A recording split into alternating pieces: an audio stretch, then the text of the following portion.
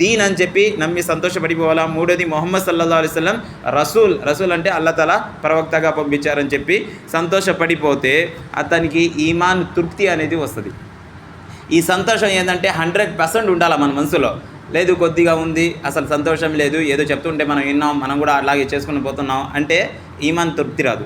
ఈమాన్ తృప్తి రావాలంటే ఏం చేయాలా? దీనిపైన యకీన్ ఉండాలి, ఖచ్చితంగా యకీన్ ఉండాలి. ఇది కంపల్సరీ, ఇది అవును, దీనిపై నేను రాజీ ఉన్నాను, ఇదే అసలైనది.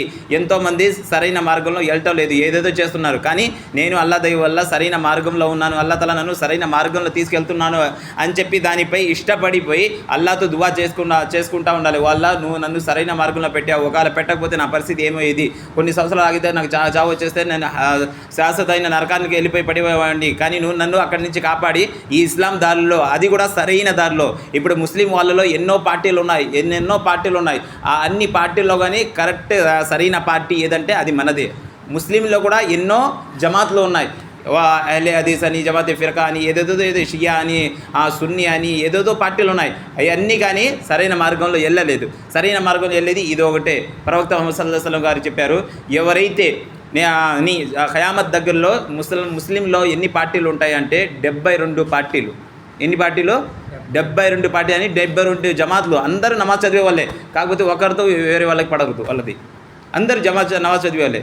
72 పార్టీల్లో సరైన మార్గంలో ఉండే పార్టీ, స్వర్గానికి వెళ్ళే పార్టీ ఏదంటే అది ఏ పార్టీ అంటే నన్ను ఇంకా నా సహాబాలన్నీ వాళ్ళు చెప్పినట్టు, నేను చెప్పినట్టు, ఇంకా సహాబాలు చెప్పినట్టు విని జీవించే వాళ్ళే సరైన మార్గంలో వెళ్తారు.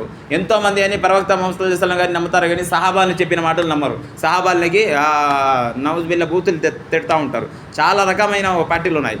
ఆ అన్ని పార్టీల్లో అల్లాహ్ తఆలా మనం ఏంటంటే మన పార్టీ ఏంటంటే మనం ప్రవక్త సల్లల్లాహు అలైహి వసల్లం గారు చెప్పిన మాట కూడా వింటాం, సహాబాలు చెప్పిన మాటలు కూడా వింటాం. వాళ్ళ ప్రవక్త సల్లల్లాహు అలైహి వసల్లం ఏం చెప్పారో అదే విధంగా ఇద్దరిని నమ్మి మనం అదే విధంగా జీవిస్తూ ఉంటాం.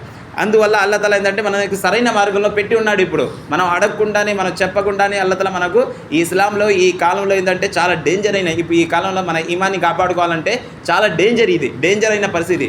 ఈ పరిస్థితిలో అల్లాహ్ తఆలా మనం అడగకుండానే మనకు ఒకటి ముస్లింగా పుట్టించాలి, రెండైనా ముస్లింలో కూడా సరైన మార్గంలో పెట్టాలి. ఇది అల్లాహ్ దయ వల్ల అని చెప్పి మన మనసులో తృప్తిగా ఉండాలా. అల్లాహ్ తఆలా నన్ను సరైన మార్గంలో పెట్టి ఉన్నాడు. నేను కానీ ప్రవక్త ముహమ్మద్ సల్లల్లాహు అలైహి వసల్లం చెప్పినట్టు, అల్లాహ్ చెప్పినట్టు జీవిస్తూ ఉంటే నాకు చావు వచ్చేస్తే నేను అల్లాహ్ దయ వల్ల నా అల్లాహపై నమ్మకం ఉంది, అల్లాహ్ తఆలా మనల్ని స్వర్గంలో పంపిస్తానని చెప్పి నమ్మి సంతోషంగా ఎవరైనా మనసులో ఉండి ఉంటే అతనికి ఈమాన్ టేస్ట్ రావడం స్టార్ట్ అవుతుంది. దీనికోసం మనం ఈ 3 పనులు అనేది కంపల్సరీ చేయాలి. అల్లాహ్ తఆలా చెప్పే కంటే వినే కంటే ఎక్కువగా అమలు చేసే తౌఫీక్ ఇవ్వాలి. ఆమీన్.